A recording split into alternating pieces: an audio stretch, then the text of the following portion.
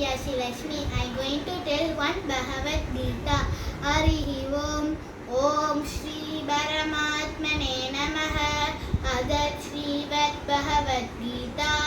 Adar Chaturthodhyayah. Dhyana Yogaha. Arjuna Uvacha. Jayasi che karmalasche. Mahagutte jana jana.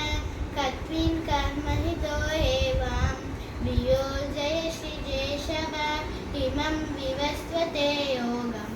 Protavayadamam mayam. Vivastvarnamave praha.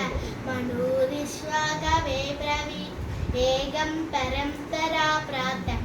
Himam rajasya yoviduhu. Sahaleleha mahata. Yogo lashta parantapa. Sahevayam maya detya. Yoga protah purantanah. Bhattosi me chakacheti. Rahasyam heta uttanam. Arjuna uvacha. Aparam parado janma. Param janmadi nashtatah. Katani vatti janiya. Tunadauturtamaniti. Shri Bhagavan uvacha. Bahuni me chakichani. Janmani mamachajuna.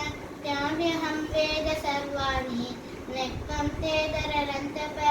Ajoti santartayatma. Bhutanadisharodishan.